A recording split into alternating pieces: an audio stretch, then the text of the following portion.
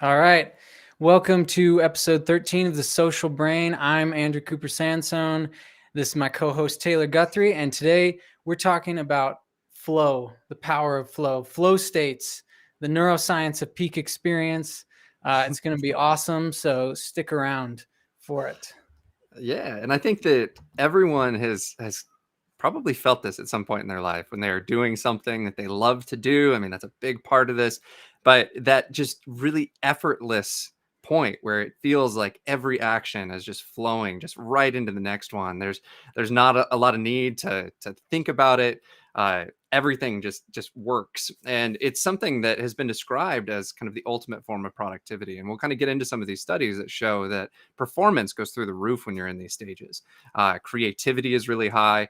But overall, I think one of the most important things about flow is that it seems to be one of the main kind of gateways to well-being, to feeling happy, right? The people that have the most flow in their lives tend to report being the most happy. And so we'll kind of talk about how that happens and how we can kind of build on intrinsic motivation, like we've talked about in previous episodes. We can build on kind of performance as we get better at things. All of these things are kind of linked. And the really cool thing about this episode is that we kind of feel like this is a culmination of a lot of what we've talked about so far. So if this is your first time watching us, you can definitely watch this whole episode without watching any of our old ones. But they will give you a lot of context in terms of how to really build up those skills, on how to build up that intrinsic motivation that really kind of puts you at the doorstep of flow in the first place. Because this isn't something that you can try to get into, right? The more you try to get into flow, the further away it gets, right? And so we'll talk about all of those things that kind of surround this state, that if you're working on each individual one of them, that you can probably experience more of this in your life. And this isn't something that's reserved for action sports, right? We'll talk a lot about that, right? Because that is one of the main kind of gateways into this experience. You have these snowboarders that are jumping 250 feet and surfers that are surfing 100-foot waves that wouldn't be doing that. It wouldn't be possible unless they were in this super hyper focused state, right? But this is also a state that you can take advantage of in your daily life, right? And the work that you do, whether you're a computer programmer, or whether you're a nurse or a doctor or an artist, right? The things that we love to do, we have the ability to get really hyper focused and to get into the zone, into the forever box, whatever it's called, whatever field you're in. So awesome. Let's kick it off. For sure. And as we go through and describe this and talk about flow, you guys will probably have activities that come to mind that you do, and it could be, like Taylor said, action sports or something like writing or programming or whatever it is, art, sculpting. Throw it in the comments, throw it in the chat, and we'd love to see like what are your flow inducing activities. What That'll makes be really, time disappear? yeah, and we'll get more into what flow is, and then you'll be able to kind of map it on to what experiences you have of it. But I guess we should just start with what is flow? What is this? This it's a state of consciousness, but how is it different from other states of consciousness? And like Taylor was saying, there's this hyper focused element of it, this sort of just total absorption into the task at hand. And if you saw the thumbnail for this episode, you saw it was like a mountain biker's head, and then it was just transparent and could see the mountain through it. And that's kind of how I think of it. It's like everything disappears except that task at hand. Yep. Including the self, right? Our awareness of ourself. I think that's one of the really big kind of points of flow, is that there's no level of self-consciousness, right? There's no level of like, am I doing the right thing? Am I worried about what other people are thinking about me? There's this complete task absorption, like Andrew was just saying, where all you're focused on is what you need to accomplish. And it's usually something that we're good at. It's something that we really enjoy doing. And so, like the mountain biker that really loves mountain biking, he is just completely focused on the task at hand of getting to the mountain, getting to the top of the mountain. And everything else just kind of falls away. There's this merging of action and awareness, right? So there's no really thinking about doing, there's just doing.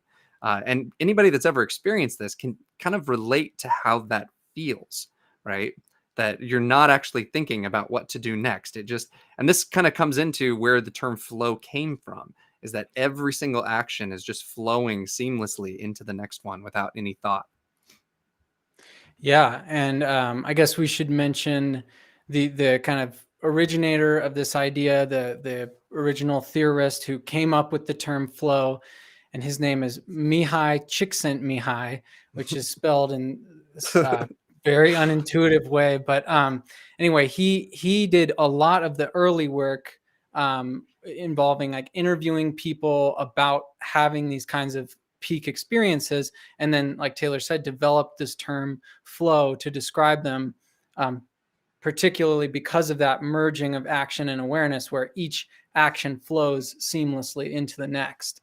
Um, so, yeah, sorry. Go And there ahead. was, I mean, there was an awareness of this state for hundreds of years. I mean, dating back even to like the Socratic philosophers, that there's been this awareness that if we can get into this really hyper focused state, that our productivity skyrockets, that our creativity gets really high, right? And you have people, a lot of people listening have probably heard of Abraham Maslow. Maslow studied a bunch of people in terms of peak experiences. He went out and found all of these like high working executives and people like Albert Einstein that had achieved these really amazing things and had had these peak experiences. And this man Csikszentmihalyi kind of went a little bit further with some of that stuff and wasn't looking just at these like rare people that achieved these incredible things. He actually went and talked to like everyone around the world. I mean, this was one of the biggest global studies that's been conducted of him talking to experts, talking to sheep farmers, talking to artists, talking to like everyday people, right? And ask them like, what are those moments in your life that you are the most absorbed in what you're doing and getting the most out of it? And that really set the foundation for a really strong kind of psychological perspective on all of these things that are going on. And we'll kind of get into some of the brain stuff in the second half of this episode, but the psychology stuff is pretty solid in terms of how we know that people experience these and what are the kind of individual things that come together to make the flow state possible. Yeah, because you mentioned earlier that like you can't necessarily just force yourself into this state, but you can set up the conditions and the environment and your own kind of mindset going into certain tasks to try to maximize the potential, the possibility that it's actually going to happen, that you're going to enter into this flow state. And you have this interesting idea about maybe that there's some kind of evolutionary function to this, right? Yeah, I mean, one of the big triggers for flow is risk, right? And so there was all of this work that Csikszentmihalyi did, kind of early on, looking at everyday people. But then all of a sudden, there was this hyper focus on the flow state that I think revolved around the rise of action sports, right? All of a sudden, in the '90s, I mean, early '90s, the largest wave that was ever surfed was like 25 feet, and there was like papers that had been written about how it was physically impossible to ride a wave that was any bigger than that. And then all of a sudden, now we have surfers surfing 100-foot waves like routinely. And you have like the snowboarders that were jumping maybe 40-foot gaps, which 40 feet is huge, right? And then all of a sudden, now they're jumping like 250 feet, right? These people that are doing these things that are death defying, that are putting them in these extreme risk situations, that risk is like automatically getting them into flow, right? If they weren't in flow, if they weren't incredibly hyper focused on the task at hand, they wouldn't survive these things, right? And so what I think is maybe going on is that there's an evolutionary adaptation that it's really beneficial in times of extreme risk to be in these really hyper focused states, right? To not be up in your default mode. This is a network of regions that we've talked about earlier on the show that produces feelings of self-consciousness, right? Thinking about what other people are thinking about us, thinking about whether we're going to accomplish something in the future or what's been done in the past, right? All of that needs to be turned off because when you're in these high risk situations, you need to be making decisions really, really quickly. And so most of what I think is going on is that there's an energy exchange, right? These regions of the brain that allow you to think about the future, that allow you to think about other people and other people's opinions and develop the sense of self, they're really energy intensive, right? They're in these like the frontal lobe that is super like interconnected, takes tons of resources. And we need to divert all of those resources to the areas of our brain that actually produce the action, that are making the decision about what to do next. And this ties in really well with some of the stuff that we've talked about before on this show in terms of skill acquisition, right? In terms of high performance. That these people that are making these 250-foot jumps and surfing these 100-foot waves are people that have dedicated their lives to learning how to snowboard and learning how to surf. And in those moments, their body knows what to do, right? And so they have this, instead of this top down thing going on from frontal lobe, like thinking about what we should do, everything's coming from the bottom up. They're getting reactions from the board, they're getting reactions from their environment, and that is immediately feeding into action. It's immediately feeding into the next thing. And so that's why you kind of feel this effortless, like one thing flowing seamlessly into the next, because you're not thinking about it. Your body knows what to do, and you're just kind of along for the ride. Yeah, and that's so cool. We're going to talk more about the neuroscience probably later on, but there's one idea about what flow might be, one aspect of flow, especially this seamless automaticity of movement. Um, we've talked before about how there's the subcortical brain regions that are involved in movement are really doing a lot of stuff automatically. Like they are just kind of initiating these central patterns of movement, basically from these central pattern generators. Yep. But one idea is that kind of that function gets handed off to the cerebellum, which is involved in smoothing out motor movements. And so if you kind of think about it, well, if you're in this flow state that's very smooth and every action's leading into the next and you don't have to think about it, it would make sense that these subcortical regions, and maybe specifically the cerebellum, is really taking over that function and allowing for all that training that you've done in the past to build up, to figure out, to get your body to do those particular kinds of movements.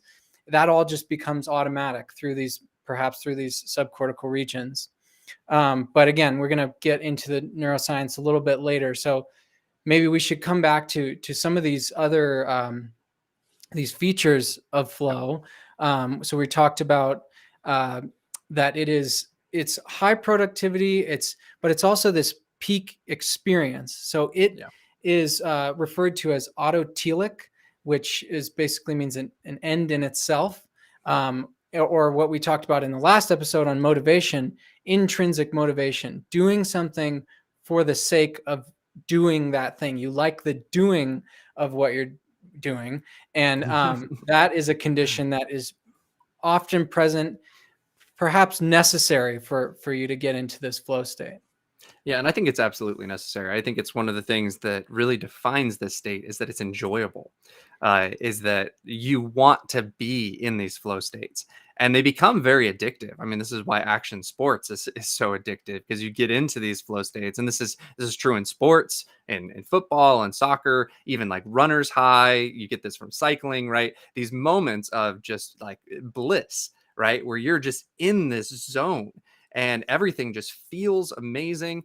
And a lot of that, like what Andrew was just saying, this autotelic nature of it, you're doing it for the experience. You're not doing it to get to the top of the mountain. You're not doing it to score the goal or whatever it may be. You're doing it because you love to do it. And that really ties in with our last episode on intrinsic motivation, is that you are tying into a lot of these dopamine processes of, if you are kind of cognitively viewing this activity itself as being rewarding, then your reward centers are going to like tell you like, oh yeah, this is great, like keep doing this. Your motivation is going to be really high to keep doing it, right? But Andrew and I were just kind of joking before the show started about this not being something that comes up with just anything that you're skilled at, right? Andrew was like, I'm really skilled at doing dishes, but I don't get into flow. And I'm like, it's because like these are things that you really, really have to be absorbed in. And when you're doing something that you're really good at, but you don't really love, there's not a lot of incentive to like really be in the moment. Like a lot of times in those moments, your mind is somewhere else, right? Yeah, that's a really great point. It definitely has to do with that reward of the task itself, Mhm. that you really want to get into it. And like we said, this doesn't have to be, you know, playing sports, or especially not action sports. I mean, I think for me, writing is the probably my biggest like flow inducing activity. Maybe also like mountain biking, but writing is just it I think incorporates all of this, all of what we're talking about for me at least.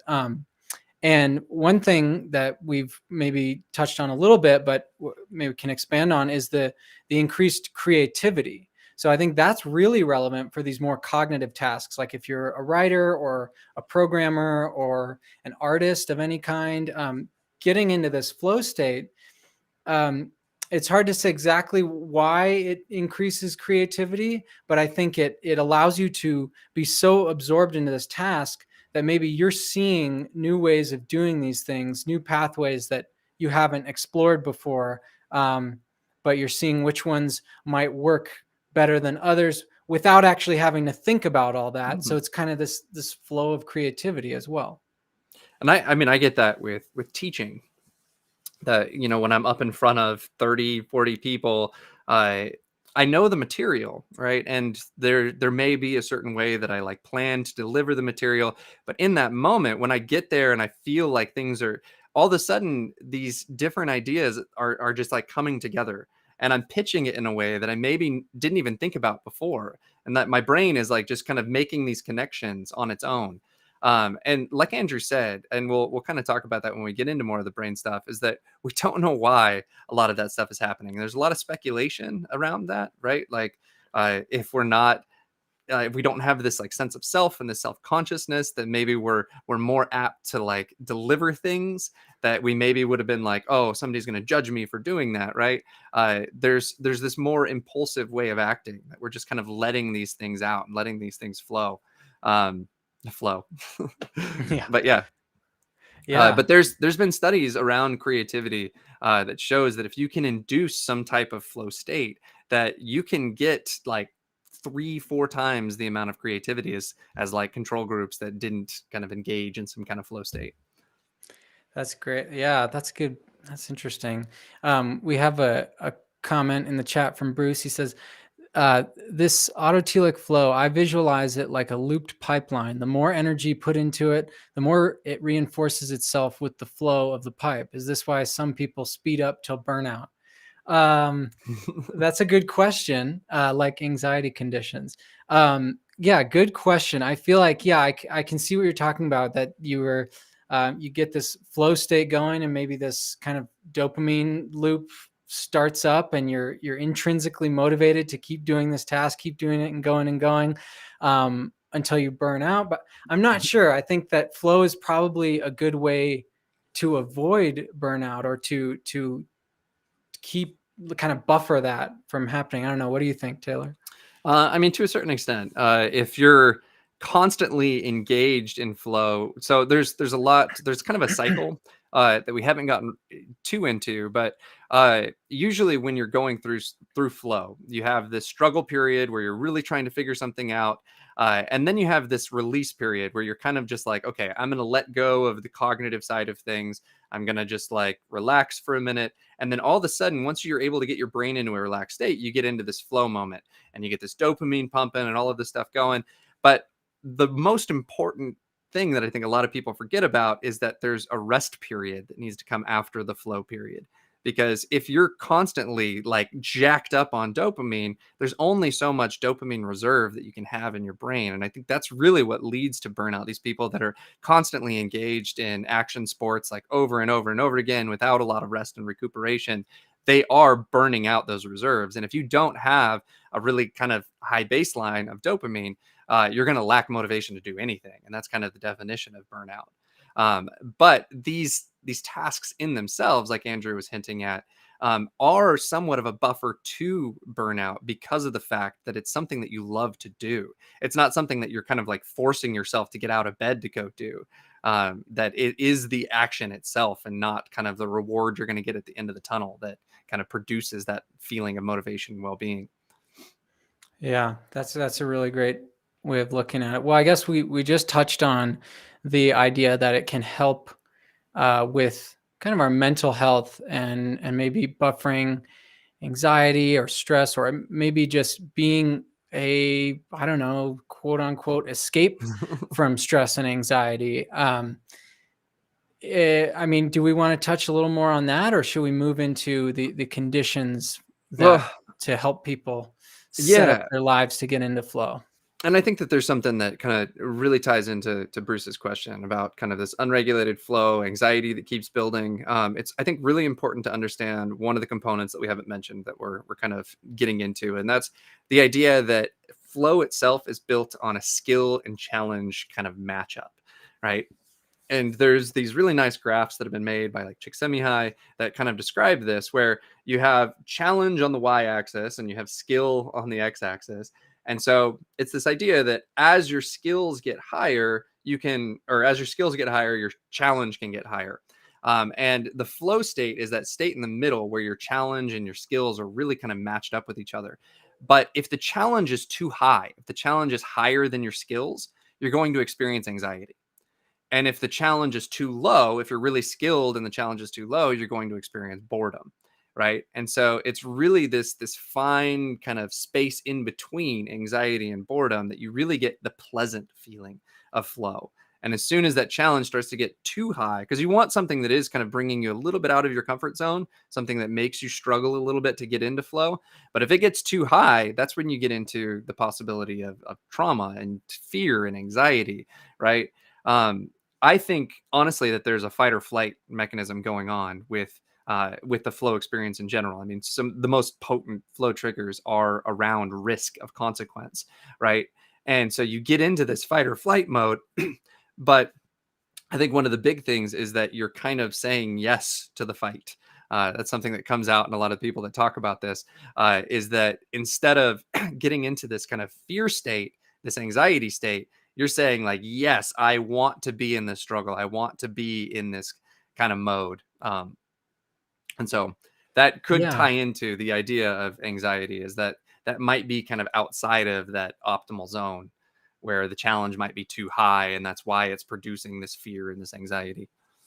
Yeah, and that reminds me of something we talked about in the last episode on intrinsic motivation, where when you're in these difficult tasks and you kind of tell yourself to embrace that challenge, that effortful, difficult part of what you're doing, that can allow you to get deeper into it and actually enjoy, eventually, like kind of train yourself to enjoy that struggle. So there may be something there where you're either increasing your skills and then embracing the challenge, and then you can kind of get into this flow state, get away from that anxiety. But yeah, it's a really good point about the skills challenge matchup being really important. We got one more question here. So the flow can also be healthy because it can buffer by absorbing and using loose or excess energy, like how a magnetic flow works. It's an Think interesting about idea. that one. Yeah. Uh, yeah, and I think something that's really interesting about flow is that it seems to be incredibly efficient. Your brain is not doing a lot, and so you could have like all of this excess energy when you're in these like really highly deliberative modes, especially anxiety modes, where you're just like, oh my gosh, what's going to happen, right? Flow is characterized by a very relaxed state in the brain. And it's also characterized by not a lot of brain regions actually being active. This is something that we kind of hinted at in an earlier episode when we were talking about high performance and learning, like motor skills, is that the more skilled you get at something, the less kind of cognitive control you need. And so when you look at someone's brain, when they're doing something that they're really, really good at, their brain is kind of silent. At least like the cortical regions that are involved in cognitive control and things like that. And so that's an interesting idea. Yeah, and that points to, well, like one of the conditions, I guess, that you have to be pretty skilled at something. You have to already have trained in those automatic, reflexes or automatic actions, and I guess thoughts even too. Mhm. But that so yeah, so we're kind of like automatizing these motor actions and these other things that we're doing, But maybe we should get into what's another one of the conditions for flow is having clear goals and objectives, right? So knowing what you're trying to do and knowing how you, or at least that you're trying, where you're trying to get, even if you're not quite certain of how you're going to get there. So if you're like a snowboarder coming down a mountain and you want to get through the trees, like you might not know exactly which path you're going to take, but you know exactly what your goal is, what your objective is. You have the skills to do it, and you're absorbed into that task. And there's immediate feedback, right? Mm. Like, from kind of the feeling of you're bored, from the feeling of whether you just wrote something good or not, and how you feel about that. From if you're writing code and it's just not working, like there's something that's giving you an indication of whether you're kind of on the right track or not, that is allowing these kind of automatic processes to have something to pick up on. And I mean, it's easy to talk about in terms of action sports because that immediate feedback is right there, and it's danger inducing, right? It's like if I make the wrong turn, the wrong little thing, that's going to throw me off completely. But having these clear objectives and this immediate feedback really puts you into this just snapful action kind of awareness. Same with comedians, right? They talk about being in the forever box. That's how Robin Williams described it, is that he was getting immediate feedback from his audience. Like he knew the clear goal was that, like, I'm here to deliver a performance and to make people laugh and to give people enjoyment. And I'm getting that immediate feedback from my audience that's then kind of prompting me into this really creative state. Yeah, that's so cool. I was thinking about meditation, and I've heard this term samadhi. I guess it's from yoga, Hindu yoga practice, and it's really close to the concept of flow, like being completely absorbed into this state. And it's interesting to think about in the context of meditation, because it's almost like you are just you're having a flow experience, but just in the context of almost your own Yeah. mind. Like it's not even a real task. So I wonder if we can kind of like enter into this state without without necessarily doing anything. I don't know. That was just a thought. But I want to mention one other thing about how you might know you're in a flow state, or what it feels like, that we didn't touch on, was temporal Yeah. distortion. So like your sense of time can change. And some people say it speeds up, like it just felt like a second and it was over. Or some people say time slows down. So there's this, it's not really clear like which way it's always going to go. But that may be something that you notice in a flow state. And I think, I mean, we can kind of preview a little bit because I think that some of at least the slowing down component of time, I think, is usually linked to danger components or risk components of the flow state. Um, so there was a really interesting study that David Eagleman did where he was looking at time perception. Stephen Coulter, who's a really big kind of person in the flow world, was actually a part of that study. I didn't know that until recently. But they were pushing people off of this giant tower. I think it was like 3 or 4 stories into a net at the bottom. And they were trying to think like, okay, there are these moments that are incredibly dangerous where it seems like time slows down, right? I can see, and David Eagleman thought about doing this study because of a past event that he had been through where he had actually fallen off of a roof. And he remembered seeing the detail of the bricks as he was falling, and everything just seemed to be moving in slow motion, right? And so they put these chronometers on people's wrists, and it was numbers that were flashing really, really fast. And the idea was that if they were really slowing down time, that they'd be able to see the numbers. And so they pushed them off. They tried to read the numbers. They got to the bottom and they weren't able to read the numbers. And so they weren't actually slowing down time. But the conclusion that they made from it was that in these really high risk situations, you're actually tagging a lot of information as being important, right? And this comes back to what we talked about as in terms of dopamine on our last episode, is that there's so many novel things, so many like, oh my gosh, I need to pay attention to anything I can to save me, that your brain is creating this time series that has lots and lots and lots of information. And so when you look back on it, it seems like time slowed down when really you just have a ton of information to look back on. But I think what characterizes flow more often is this idea of time disappearing, is that you get so absorbed in this task that time just kind of disappears.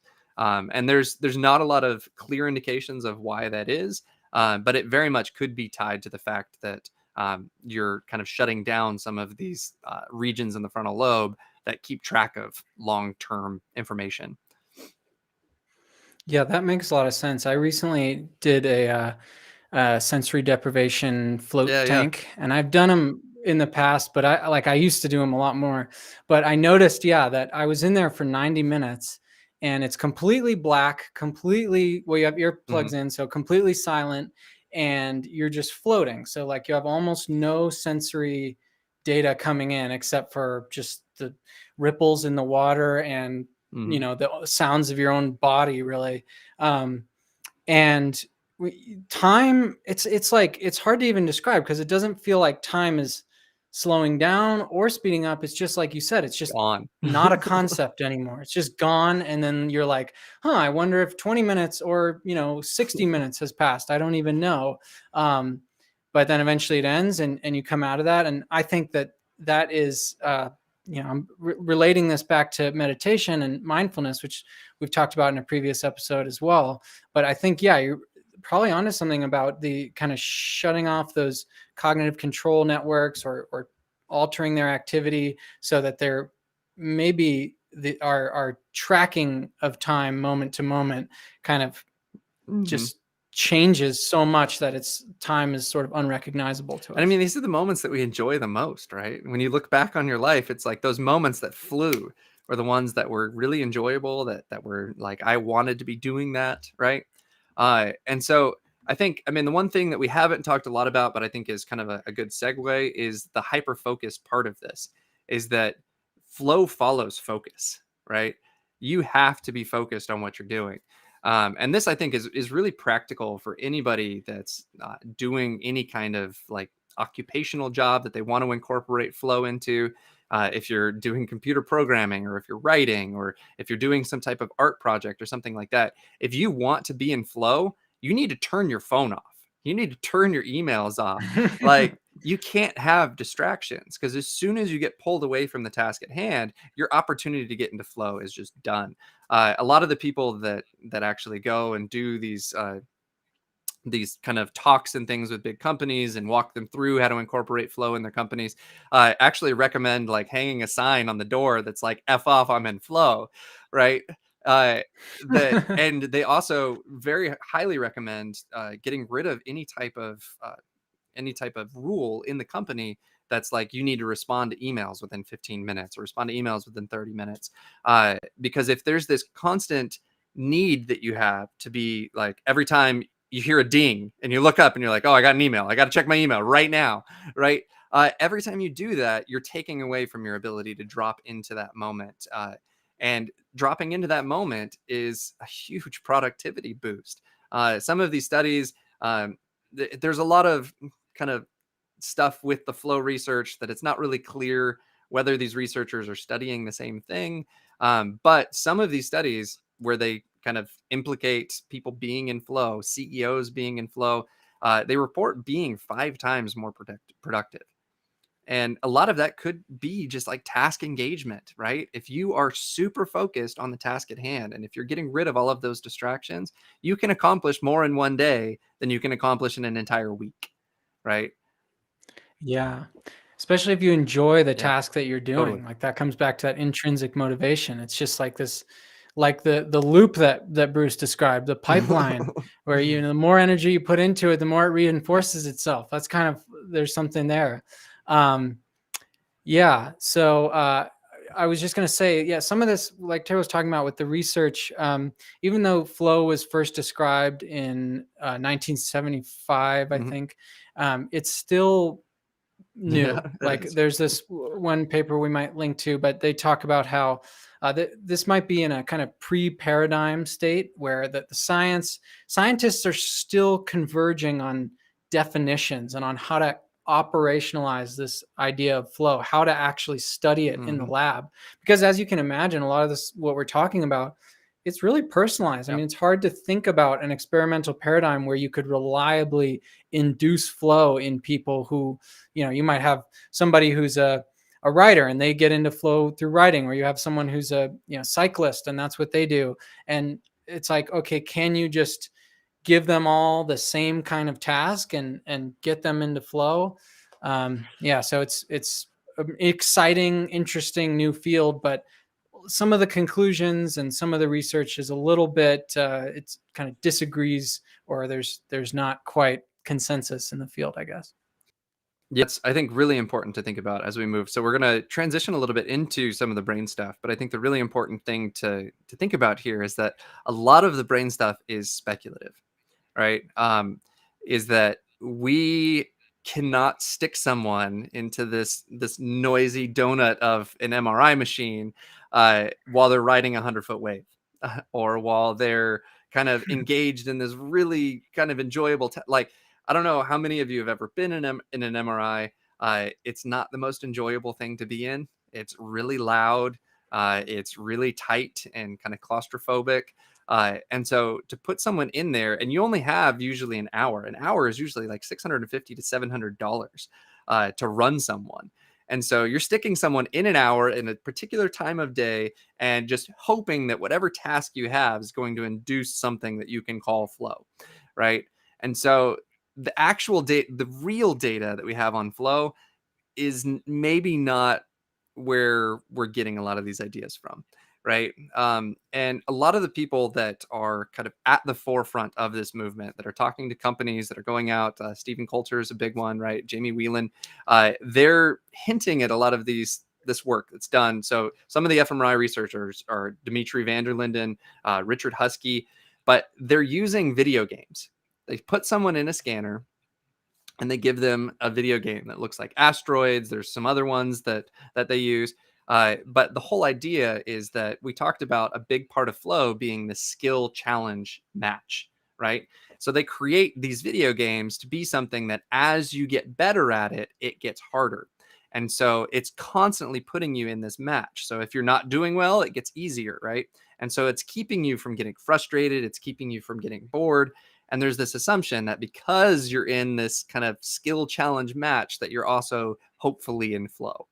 Um, but a lot of the actual stuff that we're going to talk about is linked to other fields of study, is stuff that we know from people that study attention, from people that study the default mode network, from people that study altered states of consciousness like meditation and psychedelics, that have similar properties to what are described from kind of a self perspective of someone being in flow.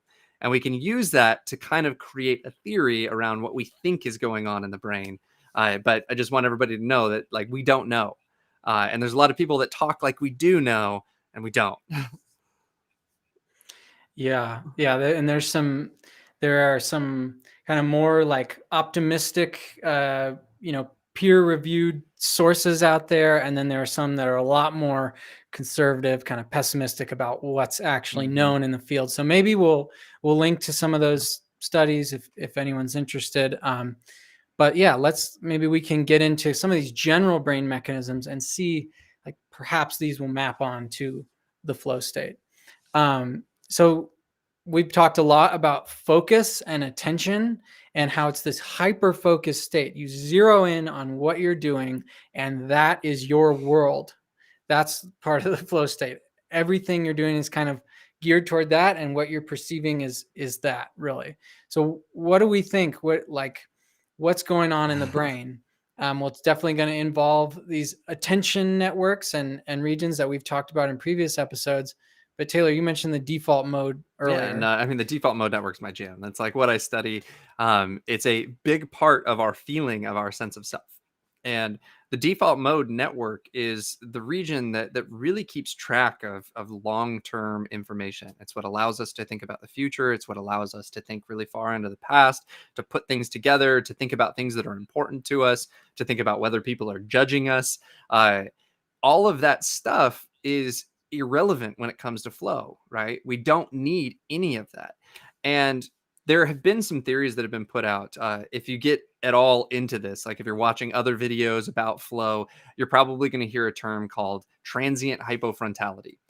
There's a guy named Arne Dietrich that came up with this theory that what's going on in altered states of consciousness, in meditation, in psychedelics, and in flow is that the frontal lobe is shutting down. And that was, I think, not super supported by the data, because it's not just that your entire frontal lobe is shutting off. People get into flow while they're playing chess. You can't play chess without a frontal lobe. I'm sorry to say. Yeah. Or Or writing. I mean, those language regions in the frontal totally. lobe. And Sorry. so what we think is maybe going on is that it's not that the whole frontal lobe is shutting down, it's that certain regions of the frontal lobe, particularly the medial portion right here, the region that's really implicated in our feeling, our sense of self, right? And that's tied into these default mode networks. That sense of self is what is described in meditation states as disappearing, in psychedelic states as disappearing, and in flow states as disappearing. And it's even like a lot of people go so far as to say like the self doesn't exist because it disappears in these moments. But I think it's more that like that region of our brain is just not being given any resources, right? Because in those moments, like, what's the benefit of thinking about myself? What's the benefit of thinking about whether people are judging me or planning for the future? I need to be right here in the moment, right? Because things might be dangerous right now. Things might be high consequence, right? We talk a lot about risk being something that pushes you into these zones. And risk is really easy to think about when you think about action sports. But risk can also be deadlines. It can also be high consequences at work, right? Those are things that are also going to throw you into these flow states that are going to get you out of kind of these self-conscious modes and get you into this work mode. Like, I need to get stuff done. And so I think that's a big part of kind of this loss of sense of self. Yeah, that's so interesting. And this like increase in attention or like focused attention. I mean, we've talked about in our attention episode about how attention may be this sort of preferential processing of certain kind of information or certain streams of information over others. And so this to me points back to the fact that flow is gonna be fairly personal, or sorry, it's going to be fairly personal in the sense that the tasks that you do to induce flow are going to be pretty specific to you. And so what I'm getting at there is if you're a mountain biker biking, down the mountain, that attention process is going to preferentially or kind of amplify the streams of information that are most relevant to your ability to get down that mountain without breaking your leg versus when you're in a chess tournament and you're a grandmaster playing chess. It's going to be probably a different kind of different information that's going to be preferentially processed, different kind of attention, or not different kind of attention, but different information that gets attention, if that makes sense. And something that's coming out kind of along the lines of what you're getting at, Andrew, is there have been some studies in the MRI that have shown there's a region called the locus coeruleus that is really important for producing norepinephrine. And that's kind of the equivalent to adrenaline. You don't have to remember all these brain regions or anything, but the point here is that a lot of studies have linked this brain region to calculations of whether or not there is high reward in the environment, right? And so if there is any kind of like high reward right now, then we should kick a bunch of adrenaline out into the body to be active, to get that reward, to go out and kind of exploit the environment, right? And that tends to be kind of one of what a lot of the theorists think is kicking the flow state into gear, is really getting this kind of adrenaline going, getting this task involvement, because that norepinephrine is really linked to these high focus states, really kind of getting into the moment. And this is Dimitri van der Linden is a big one here that's kind of studied the effects of that on flow. And just to piggyback on that, the locus coeruleus is also just kind of involved in general brain like activation, like Yeah. keeping your brain active and awake. So, I mean, that would make sense. Obviously, you don't want to be falling asleep when you're mountain biking. Okay, so that points us to, as you were just saying, kind of to the reward system, the dopamine reward prediction error motivation and learning system. And as we were kind of talking about earlier, there's this aspect of flow that's where the one of the conditions that can help you get into flow is doing a task that is intrinsically rewarding, something that you get a reward out of doing the thing. And in our video on motivation and dopamine, we talked about how that process involves these mesolimbic and mesocortical dopamine systems. But yeah, it's also about learning too. So maybe you want to talk about that. I mean, they've shown, a lot of these studies around flow have shown that your learning ability is really heightened in these situations. That I know that there was one done by DARPA with Navy SEAL snipers, I think, that showed if they were able to induce a flow state, that there was learning rates that were 2 to 3 times higher than these other people that weren't able to do that. And that could very much be tied to a lot of this kind of dopamine dump that's happening, right? We talked a lot on the last episode about kind of dopamine being tied to this kind of learning component. They can show in studies, if you like drop dopamine at the same time that two neurons are communicating with each other, you can literally watch these neurons start to grow together. That adding the dopamine is a really strong component to creating these long-term connections. This whole fire together, wire together, dopamine tends to be a big part of that. And so if you're in this moment of being kind of ecstatic, being highly motivated, having all of this dopamine dumping, there's a high chance that you are going to bring a lot out of that experience, and that you're going to come to that experience the next time with a lot more skill. I mean, this is where you see the productivity, the performance, the creativity kind of outlasting the flow state.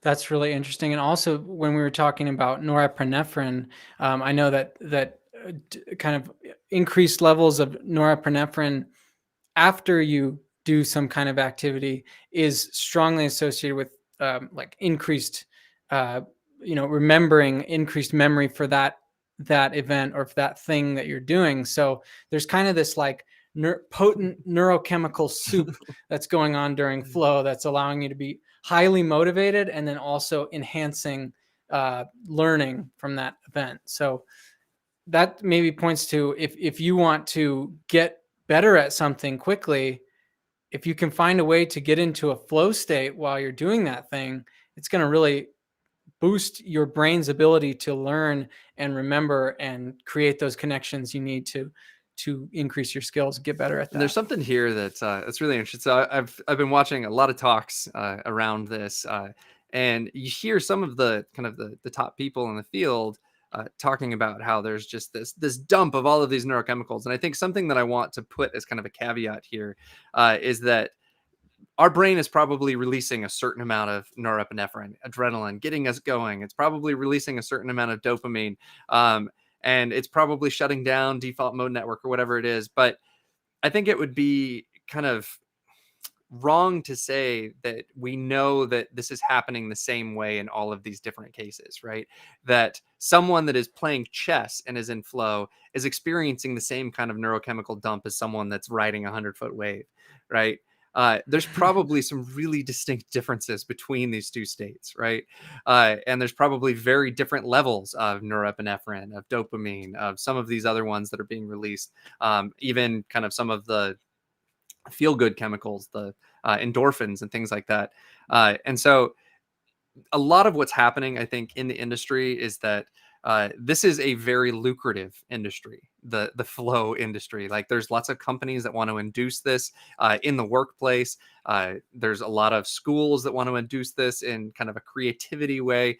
And that creates an atmosphere where if you put a picture of a brain up, then it makes everything seem like, oh, this is this is totally legit. And I think that that's something that I've really struggled with as I've gone through a lot of this research, is that there's a lot of stuff that looks really interesting, right? There's probably this intrinsic motivation component of getting dopamine flowing and norepinephrine really getting you involved in the task and all of that. But there's also, I think, some very distinct differences between these different states that we just don't know enough about yet. Yeah, and on that note, we got a question here saying from Bruce again. So the dopamine helps the connection strengthen, like pathways deepen, so that they become the most likely course of action when triggered again.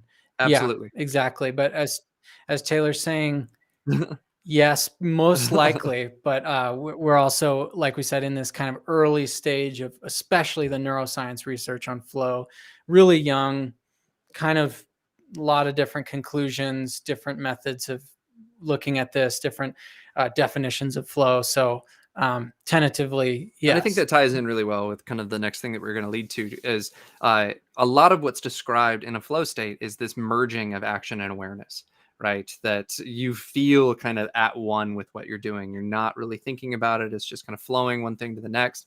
That tends to indicate that there's probably, like I mentioned earlier, this bottom up process that's happening. That instead of there being this kind of cognitive control from the top down, that you're the subcortical regions, like Andrew mentioned, you have the basal ganglia, the cerebellum, are all really what are controlling movement. And these are heavy dopamine dump regions of the brain.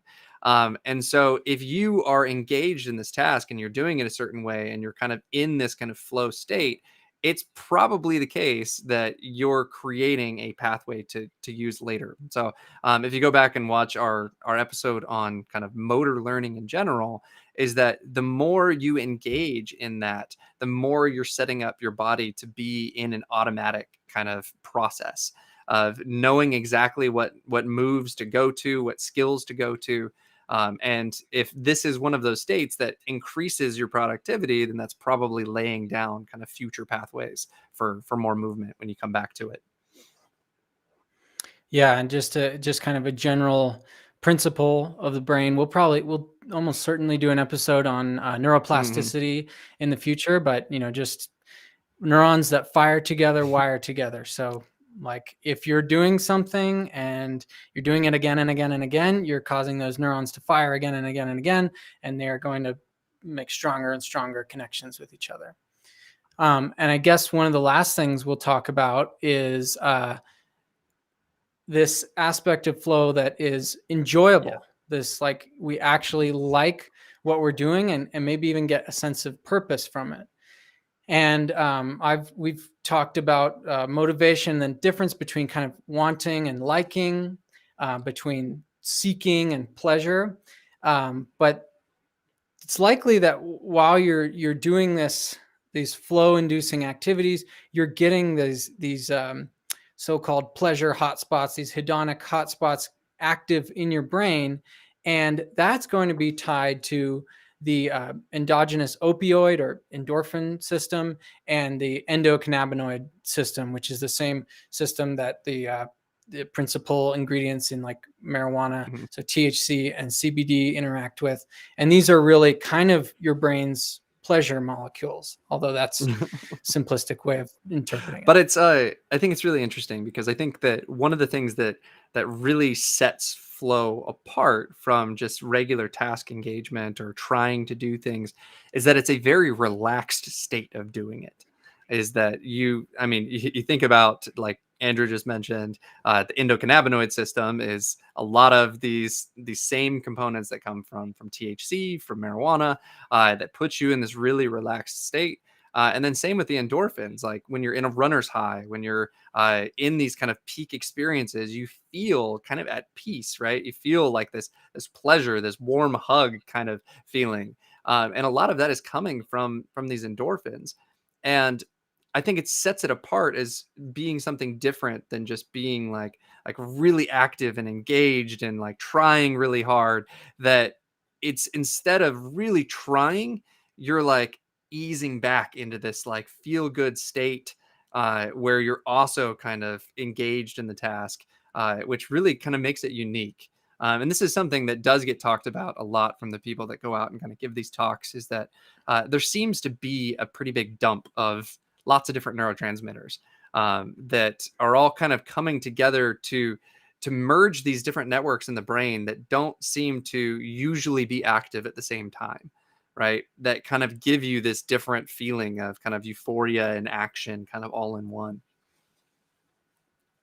Yeah, and I just keep thinking back to our episode on emotions when we talked about Jaak Panksepp's work on the what he calls the play system, the play and seeking system. That there's these specific subcortical circuits that get activated to kind of produce or induce these basic emotions. Although that's a whole nother controversial field of neuroscience, but if if so, I mean, it would make sense that maybe some of these networks that are being linked together, like you're talking about, Taylor, are the play system and the seeking system. Mm-hmm. So these kind of wanting and liking in unison or simultaneous, some way that they're kind of being woven together, I like that. and producing this really psychologically potent and enjoyable state. And it's, I think something that kind of gives some credence to this, and something that I haven't really mentioned a lot because I mean I normally do kind of MRI work, but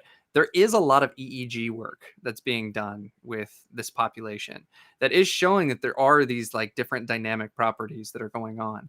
And usually when we're in one of those states where we're actively trying and we're doing these things, not really kind of in an enjoyment state or whatever, we're in kind of this beta wave, this really fast, like we're thinking about things, we're trying to figure things out. Our brain is just kind of an overdrive. You can think about when you're learning a skill, right? And you really have to pay attention and do all of these things. But what really defines flow is that we go from this really heavy beta struggle into a relaxed state, which is defined as like an alpha state. It's really kind of rhythmic property. When you're watching someone on an EEG, it looks like they're falling asleep when they get into alpha, right? They're getting into this really hyper relaxed state.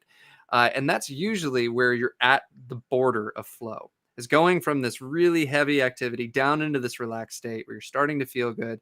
And then all of a sudden, when you get into flow, they tend to see a lot of theta rhythms and sometimes gamma bursts, which tend to be really heavily engaged in heavy meditators. So people that meditate a lot can get into theta. Theta is supposedly a kind of brainwave that syncs different parts of the brain up together. And so this could be one of the things that we're talking about that allows these different networks to kind of, that don't normally communicate with each other, to kind of come online at the same time.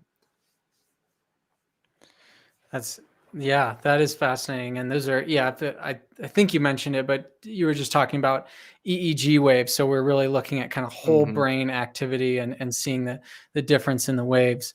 So one more question from Bruce here, and then I think we're just Yep. gonna we maybe have one more section. But Bruce says, what about things like this? When I draw, I doodle without paying attention or focus and draw. The doodles are smoother, motor action transitions. Is this because doodles are more relaxed? Good question. It could be. It's definitely possible. If you get into a flow state while you're doodling, then Yeah. yeah, certainly. And it could be something that that is kind of putting you into that relaxed state, and that's where it's really hard with a lot of these things. And I think one of the things that we really wanted to highlight in this episode is that this is a cottage industry. This is an industry where there's a lot of money, there's a lot of marketing, and I think because of that, a lot of the brain stuff has really been kind of rushed. And we're going out, we're talking like, this is what's going on in your brain when you're in flow, and we don't really know how to define flow yet. I mean, there are some certain definitions from the psychology side, but when you look at how people study it, it's all over the board. And so, if I'm in a relaxed state, does that mean I'm in flow? If I'm enjoying something that I'm doing, does that mean that I'm in flow? It's really hard to really put a solid definition on it. But we do know from kind of action sports where we know we're engaging flow, because otherwise they would probably be dead, that there are certain situations where you can put EEGs on them. EEG's tough because there's also motion artifacts and things like that. But with those people, there is stuff that I think that we can figure out, that is a little bit easier to define. Well, it looks like we're near the end of this episode. Thank you everyone for checking out this episode of The Social Brain. Before we go, do you have anything else you want to say? No, I think this is good. So yeah, well, thank you guys for coming. Right, this is episode 13. We've been doing this for half a year now. We love coming back and doing this. We'd love your input on ideas that you want us to cover in future episodes. We have some kind of ideas of where we want to transition. We want to do certain kind of blocks like we've been doing. We've kind of been building up to this idea of intrinsic motivation. But we'll probably do some ones on social stuff that I do a lot of research on, and neuroplasticity and learning and all kinds of stuff like that. So we'd just love to hear your input. Yeah, definitely. And if you want to support this show specifically, we finally have our Patreon page up, and I'll just share my screen really quick because so you guys can see where to go. It is this patreon.com/the social brain. And I can't share it right now for some reason, but patreon.com/the social brain. The link is in the captions. You can support us. Right now, we don't have any special tiers yet, but we're going to start to get some benefits for you guys if you want to support us specifically. If you want to support Taylor specifically, the Cellular Republic, his channel, you can go to his store. Which how do they get there? Yeah, so in the Taylor? link in my videos, my wife runs a gift shop. She's got all kinds of cool kind of psychology, neuroscience, meditation type mugs and shirts and stuff like that. That helps us kind of keep going. I'm on a graduate student stipend, so I make nothing for money, but For sure. And if you want to support Sense of Mind, my channel specifically, you can go to patreon.com/sense of mind, and a couple different options there. But anyway, we just want to thank you guys so much for checking this out, and make sure to like and subscribe. And yeah, like Taylor said, drop in the comments anything you want us to cover in future episodes. We'll look at it. And yeah, I guess until next awesome. time. See you guys.